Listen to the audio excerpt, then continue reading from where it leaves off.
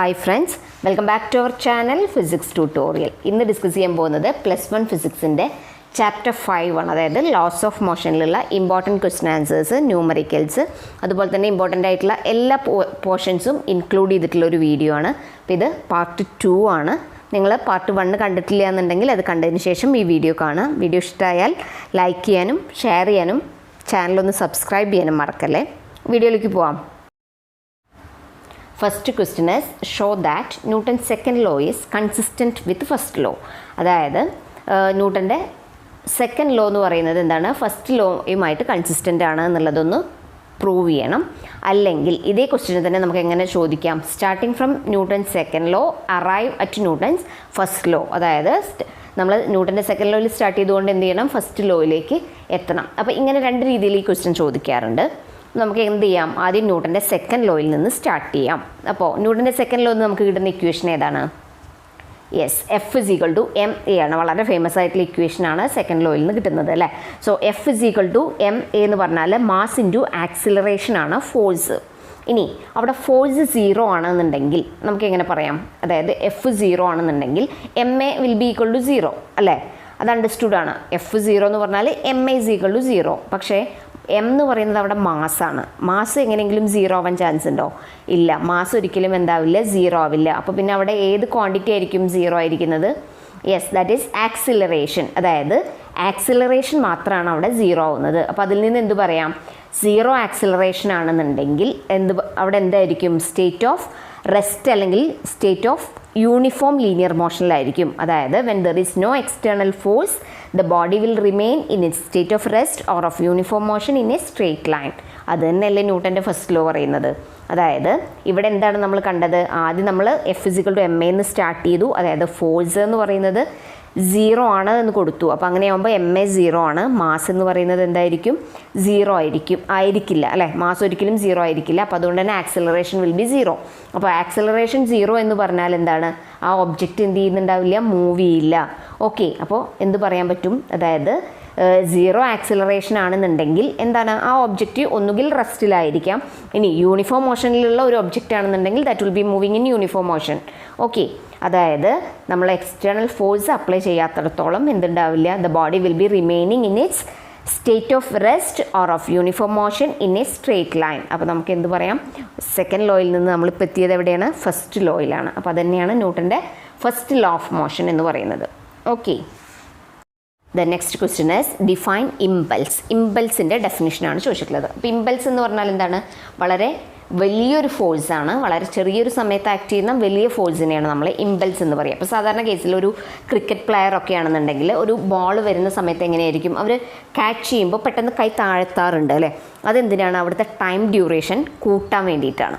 Okay, അപ്പോൾ അവിടുത്തെ impulse എങ്ങനെയായിരിക്കും, ടൈം ഡ്യൂറേഷൻ കൂടുതലാണെന്നുണ്ടെങ്കിൽ ഇമ്പൾസ് കൂടുതലായിരിക്കും. അപ്പോൾ ഇമ്പൾസ് എന്ന് പറയുന്നത് product of force and time ആണ്. ഓക്കെ, സോ നമുക്ക് ഇമ്പൾസിനെ എങ്ങനെ ഡിഫൈൻ ചെയ്യാം, impulse is the product of force and time duration which is the change in momentum. ഈ ഇമ്പൾസ് എന്ന് പറയുന്നത് ചേഞ്ച് ഇൻ മൊമെൻറ്റത്തിന് ഈക്വൽ ആണ്. അതിൻ്റെ ഡെറിവേഷൻ നമ്മൾ പഠിച്ചിട്ടുണ്ട്. സോ ഇമ്പൾസ് എന്ന് പറഞ്ഞാൽ ഫോഴ്സ് ഇൻറ്റു ടൈം ഡ്യൂറേഷൻ ആണ്. അതിനെങ്ങനെ റെപ്രസെൻറ്റ് ചെയ്യാം, ഐ ആണ് ഇമ്പൾസിൻ്റെ symbol. That is equal to F into T ആണ്. Unit kilogram metre per second. Okay, the next question is define impulsive force. എന്താണ് ഇമ്പൾസീവ് ഫോഴ്സ് എന്നുള്ളത്? അപ്പോൾ ഇമ്പൾസ് പറഞ്ഞ അതേ കാര്യം തന്നെയാണ്. ഇമ്പൾസീവ് ഫോഴ്സിൻ്റെ ഡെഫിനേഷൻ ചോദിച്ചു എന്ന് മാത്രം. അപ്പോൾ എങ്ങനെയാണ്, a large force for a short time to produce a finite change in momentum. അതായത് ഈ മൂന്ന് കാര്യങ്ങളെയും ഒരുമിച്ച് ചേർത്ത് പറയുന്നു എന്ന് മാത്രമേ ഉള്ളൂ. അപ്പോൾ ഇമ്പൾസീവ് ഫോഴ്സ് എന്ന് പറയുന്നത് എന്താണ്, ഒരു ലാർജ് ഫോഴ്സാണ്, വളരെ ചെറിയ സമയത്തേക്ക് ആക്ട് ചെയ്യുന്ന ലാർജ് ഫോഴ്സാണ്. മാത്രമല്ല അതെന്തിന് കാരണമാവുന്നുണ്ട്, that will produce change in momentum. അതിനെയാണ് നമ്മൾ ഇമ്പൾസീവ് ഫോഴ്സ് എന്ന് പറയാം.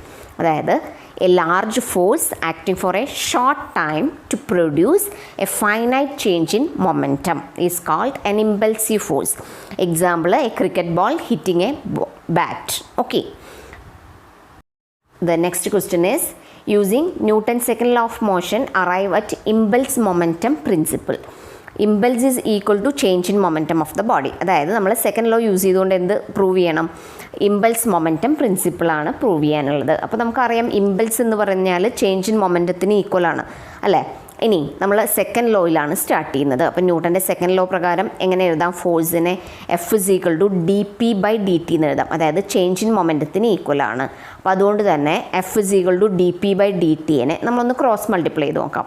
അപ്പോൾ F×dt എന്ന് പറയുന്നത് എന്തിന് ഈക്വൽ ആയിരിക്കും? dpക്ക് ഈക്വൽ ആണ് അല്ലേ. ഇനി F×dt എന്ന് പറഞ്ഞാൽ ഫോഴ്സ് ഇൻറ്റു ടൈം അല്ലേ. So that will be equal to impulse. So impulse is equal to D P എന്ന് പറയുന്നത് എന്തിന് ഈക്വൽ ആണ്? ചേഞ്ച് ഇൻ മൊമെൻ്റ് ആണ്. അപ്പോൾ ഇത്രയും സ്റ്റെപ്പ് എഴുതിയാൽ മതി. സെക്കൻഡ് ലോ എന്ന് പറഞ്ഞാൽ F=dp/dt ആണ്. അതിനൊന്ന് ക്രോസ് മൾട്ടിപ്ലൈ ചെയ്താൽ F×dt എന്ന് പറയുന്നത് dpക്ക് ഈക്വൽ ആണ്. അത്രയേ ഉള്ളൂ അല്ലേ. അതായത് F×dt എന്ന് പറയുന്നത് ഇമ്പൾസ് ആണെങ്കിൽ dp എന്ന് പറഞ്ഞാൽ change in momentum. So that is impulse is equal to change in momentum ആണ്. അപ്പോൾ ഇത്രയും സ്റ്റെപ്സ് എഴുതിയാൽ മതി. വളരെ ഈസി ആയിട്ട് ഓർത്തിരിക്കാം. സെക്കൻഡ് ലോയിൽ സ്റ്റാർട്ട് ചെയ്താൽ നമുക്ക് എന്ത് പ്രൂവ് ചെയ്യാൻ പറ്റും? ഇമ്പൾസ് മൊമെൻറ്റം പ്രിൻസിപ്പിളിലേക്ക് എത്തിച്ചേരാൻ പറ്റും. The next question is, a batsman hits back a ball straight in the direction of a bowler without changing its initial speed of 12 meter per second. If the mass of the ball is 0.15 kilogram, determine the impulse imparted to the ball. എന്താണ് ക്വസ്റ്റ്യനിൽ തന്നിട്ടുള്ളത്? ഒരു batsman എന്ത് ചെയ്യാണ്? ആ ബോളിനെ തിരിച്ചടിക്കുകയാണ് അല്ലേ. So ഏത് ഡയറക്ഷനിലാണ്? Bowl ചെയ്യുന്ന അതേ ഡയറക്ഷനിൽ തന്നെയാണ് എന്ത് ചെയ്യുന്നത്? ബാറ്റ്സ്മാൻ ബോൾ കിക്ക് ചെയ്യുന്നത്. ഓക്കെ. ഇനി ആ സമയത്ത് ഉണ്ടാവുന്ന ഇനീഷ്യൽ സ്പീഡ് എന്ന് പറഞ്ഞാൽ എത്രയായിരുന്നു? 12 മീറ്റർ പെർ സെക്കൻഡ് ആണ്. അതായത് ഇനീഷ്യൽ വെലോസിറ്റി അല്ലെങ്കിൽ initial speed 12 metre per second ആയിരുന്നു. അപ്പോൾ ബാറ്റ്സ്മാൻ ഹിറ്റ് ചെയ്യുന്നതും അതേ സ്പീഡിലാണ്. ഓക്കെ. അപ്പോൾ ഇനീഷ്യൽ സ്പീഡും എത്രയാണ്? 12 ആണ്. ഫൈനൽ സ്പീഡും 12 ആണ്. അത് തിരിച്ചാണ് പോകുന്നത്. അപ്പോൾ അതിൻ്റെ ഡയറക്ഷൻ വ്യത്യാസമുണ്ട്. ഓക്കെ. അതായത് ഇവിടെ വെലോസിറ്റിയാണ് നമ്മൾ എടുക്കുന്നത്. അതുകൊണ്ട് തന്നെ അങ്ങോട്ട് പോകുമ്പോൾ എന്തായിരിക്കും? അതിൻ്റെ -12 ആണ് വരുന്നത്. ഇനി if the mass of the ball is 0.15 kg, അതായത് മാസ് 0.15 കിലോഗ്രാം ആണെന്നുണ്ടെങ്കിൽ അവിടുത്തെ ഇമ്പൾസ് ആണ് കാൽക്കുലേറ്റ് ചെയ്യാൻ പറഞ്ഞിട്ടുള്ളത്. അപ്പോൾ എങ്ങനെ ഇമ്പൾസ് കാണാം? നമുക്ക് തന്നിട്ടുള്ള ക്വാണ്ടിറ്റീസ് ഏതൊക്കെയാണ്? ഇനീഷ്യൽ സ്പീഡ് അല്ലെങ്കിൽ ഇനീഷ്യൽ വെലോസിറ്റി ഉണ്ട്, ഫൈനൽ വെലോസിറ്റി ഉണ്ട്, മാസ് ഉണ്ട്. ഇത്രയും കാര്യങ്ങൾ വെച്ചുകൊണ്ട് നമുക്ക് എങ്ങനെ ഇമ്പൾസ് കാണാം എന്നുള്ളതാണ് ക്വസ്റ്റ്യൻ. അപ്പോൾ ഇമ്പൾസ് പറഞ്ഞാൽ എന്താണ്? ഫോഴ്സ് ഇൻറ്റു ടൈം ആണ് അല്ലേ. അപ്പോൾ ഇവിടെ ഫോഴ്സ് അറിയില്ല, ടൈമും അറിയില്ല. പിന്നെ നമുക്കറിയാവുന്നത് ഏതാണ്? മറ്റൊരു equation, impulse is equal to change in momentum എന്ന് പറയുന്ന ഒരു ഇക്വേഷൻ ഉണ്ട് അല്ലേ. അപ്പോൾ ചേഞ്ച് ഇൻ മൊമെൻറ്റം എന്ന് പറയുമ്പോൾ അവിടെ final momentum minus initial moment ആണ് കാണേണ്ടത്. അപ്പോൾ മൊമെൻറ്റം കാണണമെന്നുണ്ടെങ്കിൽ മാസ് ഇൻറ്റു വെലോസിറ്റി മതിയല്ലോ. അത് നമ്മുടെ കയ്യിലുണ്ട്. സോ ഫൈനൽ മൊമെൻറ്റവും ഇനീഷ്യൽ മൊമെൻറ്റവും കണ്ടിട്ട് അവയുടെ ഡിഫറൻസ് ആണ് ഇവിടെ കാണേണ്ടത്. അപ്പോൾ അങ്ങനെയാണെങ്കിൽ നമുക്ക് ഇമ്പൾസ് കിട്ടുമല്ലോ. എന്ന് ചെയ്ത് നോക്കാം. അപ്പോൾ ആദ്യം impulse is equal to change in momentum എന്ന് എഴുതാം. ഇനി ചേഞ്ച് ഇൻ മൊമെൻറ്റം കാണണമെന്നുണ്ടെങ്കിൽ final momentum minus initial moment ആണ്. നമുക്ക് മൊമെൻറ്റത്തിൻ്റെ ഇക്വേഷൻ ഓൾറെഡി അറിയാം, മാസ് ഇൻറ്റു വെലോസിറ്റി. അപ്പോൾ എങ്ങനെ എഴുതാം? Change in momentum is equal to final മൊമെൻറ്റത്തിന് മാസ് എത്രയായിരുന്നു? 0.15 ആണ്. മാസിൽ വ്യത്യാസമില്ല. ഇൻറ്റു 12 ആണ് അല്ലേ. 12 മീറ്റർ പെർ സെക്കൻഡ് ആണ്. മൈനസ് എന്ത് വരും? 0.15 ഇൻറ്റു -12 ആണ്. സോ അതായത് ഡയറക്ഷൻ വ്യത്യാസമുണ്ട്. ഇവിടെ വെലോസിറ്റി ആയതുകൊണ്ട് തന്നെ ഡയറക്ഷൻ കൂടി കൺസിഡർ ചെയ്യണം.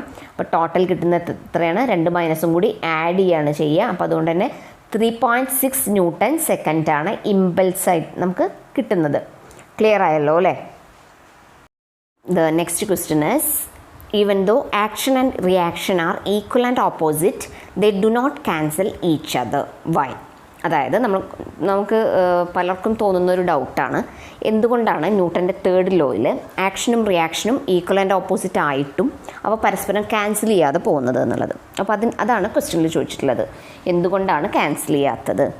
എന്തായിരിക്കും കാരണം? അവിടെ ആക്ഷനും റിയാക്ഷനും ഈക്വൽ ആൻഡ് ഓപ്പോസിറ്റ് ആണെങ്കിലും they are acting on different bodies. അവ ഒരേ ബോഡിയിലല്ല ആക്ട് ചെയ്യുന്നത്. ഡിഫറെൻറ്റ് ബോഡീസിലായതുകൊണ്ട് തന്നെ എന്ത് ചെയ്യില്ല? അവ പരസ്പരം ക്യാൻസൽ ചെയ്യില്ല.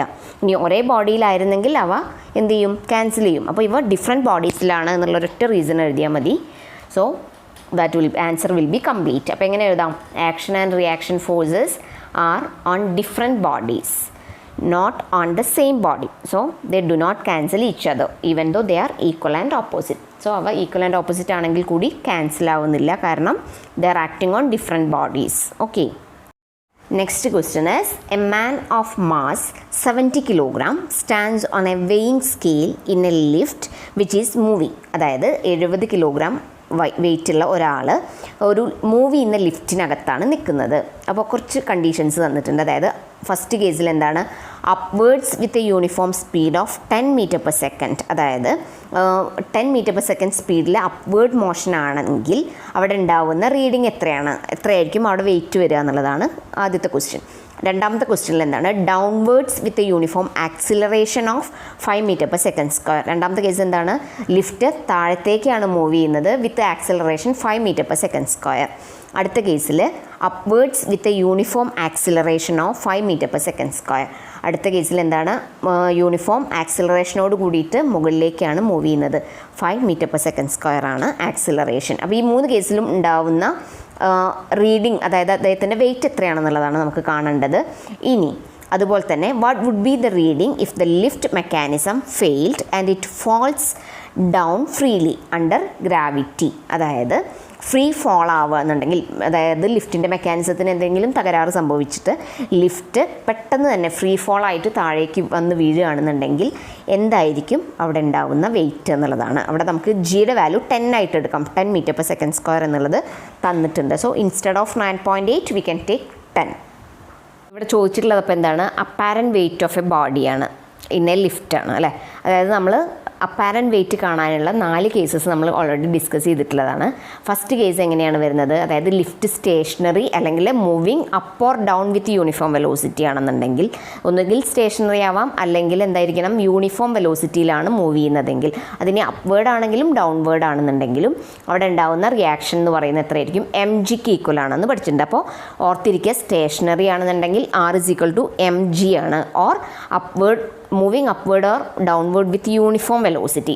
അടുത്ത കേസിൽ യൂണിഫോം ആക്സിലറേഷനോട് കൂടി ലിഫ്റ്റ് അപ്വേർഡ് മോഷനിലാണെന്നുണ്ടെങ്കിൽ, if the lift moves upward with a uniform acceleration, then എങ്ങനെയായിരിക്കും റിസൾട്ടൻറ്റ് കിട്ടുന്നത്, r=m×g+a ആയിരിക്കും. അതായത് ആക്സിലറേഷനും കൂടെ ആഡ് ചെയ്തിട്ടാണ് വരിക. അത് ഏത് കേസിലാണ് വരുന്നത്, ലിഫ്റ്റ് അപ്വേർഡ് ആണ് മൂവ് ചെയ്യുന്നതെങ്കിൽ വിത്ത് യൂണിഫോം ആക്സിലറേഷൻ. അപ്പോൾ അവിടെ ആക്സിലറേഷൻ ആണെന്നുണ്ടെങ്കിൽ എന്ത് ചെയ്യും, ജിയുടെ കൂടെ ആക്സിലറേഷൻ കൂടി ആഡ് ചെയ്തിട്ട് വേണം റിസൾട്ടൻറ്റ് കാണാൻ. സോ r=m×g+a ആണ്. ഈ ഡിഫറൻസസുകൾ മനസ്സിലാക്കി വെക്കാം. അടുത്ത കേസിൽ എന്താണ്, മൂവിങ് ഡൗൺ, അതായത് if the lift is moving down with uniform acceleration. അപ്പോൾ നേരത്തെ പറഞ്ഞത് അപ്വേർഡ് ആയിരുന്നെങ്കിൽ ഇവിടെ എന്താണ്, ഡൗൺവേർഡ് ആണ്. അപ്പോൾ അതിൻ്റെ നേരെ ഓപ്പോസിറ്റാണ് വരുന്നത് അല്ലേ. ദെൻ r=m×g-a ആണ് വരിക.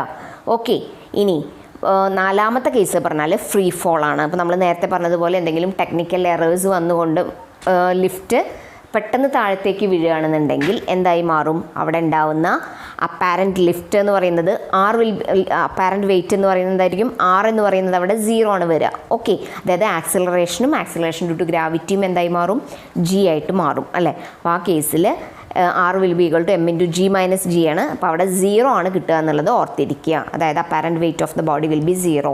അപ്പോൾ ഈ 4 കേസസ് ഒന്ന് ഓർത്തിരിക്കുക. ഇനി നമുക്ക് ഓരോ ക്വസ്റ്റ്യൻസ് ആയിട്ടൊന്ന് ആൻസർ ചെയ്ത് നോക്കാം. ഫസ്റ്റ് കേസിൽ എന്താ പറഞ്ഞിട്ടുള്ളത്, അതായത് ദ ലിഫ്റ്റ് മൂവ് ചെയ്യുന്നത് എങ്ങോട്ടാണ്, അപ്വേർഡ്സ് ആണ് വിത്ത് യൂണിഫോം സ്പീഡാണ്, that is 10 metre per second. അപ്പോൾ യൂണിഫോം സ്പീഡ് അല്ലെങ്കിൽ യൂണിഫോം വെലോസിറ്റി എന്ന് പറയുമ്പോൾ അതിൻ്റെ മോഷൻ എങ്ങോട്ടാണ്, അപ്വേർഡ്സ് ആണ്. ആ കേസിൽ അവിടെ ഉണ്ടാവുന്ന റിയാക്ഷൻ എന്ന് പറയുന്നത് എത്രയായിരിക്കും, mgക്ക് ഈക്വൽ ആയിരിക്കും അല്ലേ. അപ്പോൾ അങ്ങനെയാണെങ്കിൽ എങ്ങനെ ആൻസർ ചെയ്യാൻ പറ്റും, അതായത് when the lift moves with uniform speed, അവിടെ യൂണിഫോം സ്പീഡ് ആവുന്ന കേസിൽ ആക്സിലറേഷൻ ഉണ്ടാവുമോ, ഇല്ല അല്ലേ. So acceleration will be 0. അപ്പോൾ നമുക്ക് എന്താ കിട്ടുക, r എന്ന് പറയുന്നത് mgക്ക് ഈക്വൽ ആണ്. ദാറ്റ് ഈസ് m എന്ന് പറയുന്നത് mass, g acceleration due to gravity ആണ്. സോ 70 × 10, കാരണം നമുക്ക് ക്വസ്റ്റ്യനിൽ തന്നിട്ടുണ്ട് g 10 ആയിട്ട് എടുക്കാം എന്നുള്ളത്. So that will B 700 newton. ഇനി റീഡിംഗ് എന്ന് പറയുന്നത്, അപ്പോൾ നമ്മളോട് ചോദിച്ചിട്ടുള്ളത് എന്താണ്, റീഡിംഗ് ഓൺ ദ സ്കെയിലാണ് അല്ലേ. അപ്പോൾ റീഡിംഗ് എത്രയായിരിക്കും കിട്ടുക, 700 ന്യൂട്ടൺ ആണെങ്കിൽ 700/10 ആയിരിക്കും വരിക. സോ 70 കിലോഗ്രാം ആയിരിക്കും അദ്ദേഹത്തിൻ്റെ വെയിറ്റ് കാണിക്കുന്നത് ഫസ്റ്റ് കേസിൽ. ഓക്കെ, അതായത് യൂണിഫോം സ്പീഡ് ആയിരിക്കുന്ന സമയത്ത് വിത്ത് അപ്വേർഡ് മോഷൻ. ഇനി രണ്ടാമത്തെ കേസിൽ എന്താ പറഞ്ഞിട്ടുള്ളത്, ഡൗൺവേർഡ്സ് ആണ് മൂവ് ചെയ്യുന്നത്. അതിൻ്റെ യൂണിഫോം ആക്സിലറേഷൻ എത്രയാണ്? 5 m/s² ആണ്. അപ്പോൾ ഡൗൺവേർഡ് മോഷൻ്റെ കേസിൽ നമ്മൾ പറഞ്ഞു ആക്സിലറേഷൻ എ ആണെന്നുണ്ടെങ്കിൽ അവിടെ ഉണ്ടാവുന്ന റിയാക്ഷൻ എന്തായിരിക്കും? R = m × g - a ആണ്. ഓക്കെ, അപ്പോൾ ആ കേസിൽ എന്താ കിട്ടുക? ആക്സിലറേഷൻ എന്ന് പറയുന്നത് അവിടെ 5 m/s² ആണ്. Then R = m × g - a. m ഇവിടെ 70 ആണ് അല്ലേ. സോ 70 × 10 - 5. അപ്പോൾ എത്ര കിട്ടുക? 70 × 5 ദാറ്റ് ഈസ് 350 ന്യൂട്ടൺ ആണ്. ഇനി 350 ന്യൂട്ടൺ എന്ന് പറയുന്നത് റിയാക്ഷനാണ്. അപ്പോൾ അവിടെ ഉണ്ടാവുന്ന റീഡിങ് എത്രയായിരിക്കും? അതായത് വെയിറ്റ് എത്രയായിരിക്കും ആ പേഴ്സൻ്റെ? 350/10. Okay, so that will B 35 kilogram. എന്തായിരിക്കും വരിക? 35 കിലോഗ്രാം. അതായത് 70 കിലോഗ്രാം വെയിറ്റ് ഉള്ള ഒരാൾ ഡൗൺവേർഡ് മോഷൻ, അതായത് ആക്സിലറേഷൻ 5 m/s² ആണെന്നുണ്ടെങ്കിൽ ഡൗൺവേർഡ് മോഷനിലായിരിക്കുന്ന സമയത്ത് അദ്ദേഹത്തിൻ്റെ വെയിറ്റ് എത്ര ഉണ്ടാവുള്ളൂ? 35 കിലോഗ്രാം ആണ് ഉണ്ടാവുക. മൂന്നാമത്തെ ക്വസ്റ്റ്യൻ എന്താ പറഞ്ഞിട്ടുള്ളത്? Moving upwards with an acceleration of 5 m/s² ആണ് അല്ലേ. അപ്പോൾ അവിടെ ആക്സിലറേഷൻ 5 m/s² ആണ്, അപ്വേർഡ്സ് ആണ്. അപ്പോൾ അവിടെ ഉണ്ടാകുന്ന റിയാക്ഷൻ എന്തായിരിക്കും? R = m × g + a ആണ് അല്ലേ. സോ m is 70 × g എന്ന് പറയുന്നത് 10 + 5 ആണ്. സോ 70 × 15 എത്ര വരുന്നത്? 1050 ന്യൂട്ടൺ ആണ് വരിക. അപ്പോൾ അവിടുത്തെ റീഡിങ് എത്രയാണ് കിട്ടുക? 1050/10 ആണ് വരിക അല്ലേ. സോ 105 kg, 105 kg ആയിരിക്കും അദ്ദേഹത്തിൻ്റെ വെയിറ്റ്. എങ്ങനെയാണ്? ആക്സിലറേഷൻ 5 m/s² ആണ്. The lift is moving upwards. Okay, move ചെയ്യുന്നത് അപ്വേർഡ്സ് ആണെന്നുണ്ടെങ്കിൽ വെയിറ്റ് കൂടിയിട്ടാണ് കിട്ടുക. 105 ആണ്. അപ്പോൾ 70 കിലോഗ്രാം ഉണ്ടായിരുന്ന ആളുടെ വെയിറ്റ് എത്രയാണ്? റീഡിങ് കാണിക്കുന്നത് 105 കിലോഗ്രാം ആണ്. ഇനി ലാസ്റ്റ് കേസ് എന്തായിരുന്നു? ലിഫ്റ്റ് ഫ്രീലി ഫാളിംഗ് ആവുന്ന സമയത്ത്. ഓക്കെ, അപ്പോൾ അവിടുത്തെ ആക്സിലറേഷൻ എന്ന് പറയുന്നത് ആക്സിലറേഷൻ ഡ്യൂ ടു ഗ്രാവിറ്റിക്ക് ഈക്വൽ ആയിരിക്കും. So R will be equal to m × g - g. അപ്പോൾ അവിടുത്തെ റീഡിങ് എത്രയായിരിക്കും വരിക? 0 ആയിരിക്കും കിട്ടുക. സോ ആ കേസ് ഓർത്തിരിക്കുക. ലിഫ്റ്റ് ഫ്രീലി ഫാളിംഗ് ആവുന്ന സമയത്ത് വെയിറ്റ് 0 ആയിരിക്കും. അതാണ് ഫ്രീ ഫാളിൻ്റെ പ്രത്യേകത. അപ്പോൾ ഇങ്ങനെയാണ് 4 ക്വസ്റ്റ്യൻസ് ആൻസർ ചെയ്യേണ്ടത്. ഇപ്പോൾ ഈ 4 കേസസ് ഒന്ന് ഓർത്തിരിക്കുക. അങ്ങനെയാണെങ്കിൽ വളരെ ഈസി ആയിട്ട് ആൻസർ ചെയ്യാൻ പറ്റുന്ന ഒരു ക്വസ്റ്റ്യൻ ആണിത്. Next question state the law of conservation of momentum. എന്താണ് law of conservation of momentum എന്നുള്ളതാണ് ക്വസ്റ്റ്യൻ. അപ്പോൾ എന്താണ്? Total momentum of an isolated system എന്ന് പറയുന്നത് കൺസേർവ്ഡ് ആയിരിക്കും അല്ലേ. അല്ലെങ്കിൽ ഒരു എക്സ്റ്റേണൽ ഫോഴ്സ് ആക്ട് ചെയ്യാത്ത ഒരു സിസ്റ്റത്തിനകത്ത് ഉണ്ടാവുന്ന ടോട്ടൽ മൊമെൻറ്റം കോൺസ്റ്റൻ്റ് ആണ്. അതാണ് law of conservation of momentum പറയുന്നത്. അപ്പോൾ നമുക്ക് എങ്ങനെ പറയാം സ്റ്റേറ്റ്മെൻ്റ് ആയിട്ട്? The total momentum of an isolated system of interacting particles is conserved. അതായത് the total momentum of an isolated system of interacting particles is conserved. ഇനി അല്ല എന്നുണ്ടെങ്കിൽ എങ്ങനെ സ്റ്റേറ്റ് ചെയ്യാം? When there is no external force acting on a system of particles, their total momentum remains constant. അതായിരിക്കും കുറച്ചും കൂടെ easy എന്ന് തോന്നുന്നു അല്ലേ. അതായത് നോ എക്സ്റ്റേണൽ ഫോഴ്സ് ഒന്നും ആക്ട് ചെയ്യുന്ന ഇല്ലാത്തൊരു സിസ്റ്റത്തിൽ എങ്ങനെയായിരിക്കും?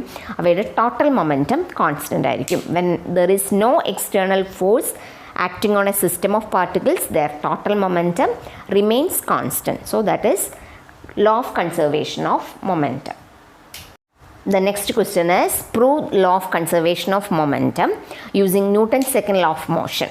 അതായത് ന്യൂട്ടൻ്റെ സെക്കൻഡ് ലോ യൂസ് ചെയ്തുകൊണ്ട് നമുക്ക് കൺസർവേഷൻ ഓഫ് മൊമെൻറ്റം എങ്ങനെ പ്രൂവ് ചെയ്യാം എന്നുള്ളതാണ് ക്വസ്റ്റ്യൻ. അപ്പോൾ according to second law of motion നമുക്കറിയാം F = dp/dt ആണ് അല്ലെ. അവിടെ P എന്ന് പറയുന്നത് മൊമെൻ്റ് ആണ്. ഇനി വെൻ F = 0 ആണെങ്കിൽ എന്തായിരിക്കും കിട്ടുക? dp/dt എന്ന് പറയുന്നത് 0 ആയിരിക്കും. ഇനി dp/dt 0 ആണെങ്കിൽ dp എന്ന് പറയുന്നത് എന്താണ്? യെസ്, dp 0 ആണ്. ദാറ്റ് ഈസ് P എന്ന് പറയുന്നത് ഒരു കോൺസ്റ്റൻ്റ് ആയിരിക്കും അല്ലേ. അപ്പോൾ അവിടെ നിന്ന് എന്താ മനസ്സിലാവുന്നത്? അതായത് when there is no external force, അതായത് ഫോഴ്സ് 0 ആവുന്ന സമയത്ത് ദ ടോട്ടൽ മൊമെൻറ്റം എന്ന് പറയുന്നത് എങ്ങനെയാണ്? കോൺസ്റ്റൻ്റ് ആണ്. അപ്പോൾ എവിടെ നിന്നാണ് സ്റ്റാർട്ട് ചെയ്യേണ്ടത്? ന്യൂട്ടൻ്റെ സെക്കൻഡ് ലോ എന്നാണ് സ്റ്റാർട്ട് ചെയ്യുന്നത്. അതായത് F = dp/dt ആണ്. അവിടെ F 0 ആവുക എന്ന് പറഞ്ഞാൽ dp/dt 0 ആയിരിക്കും. അത് എപ്പോഴാണ് dp/dt 0 ആവുന്നത്? P എന്ന് പറയുന്നത് ഒരു കോൺസ്റ്റൻ്റ് ആവുമ്പോൾ മാത്രമാണ് dp/dt 0 ആവുന്നത്. അപ്പോൾ അതുകൊണ്ട് നമുക്ക് എന്ത് പറയാം? When there is no external force acting on a system of particles, the total momentum remains constant. Hope it is clear to you. Now we can conclude the video. If you like the video, please like, share and subscribe. Thanks for watching.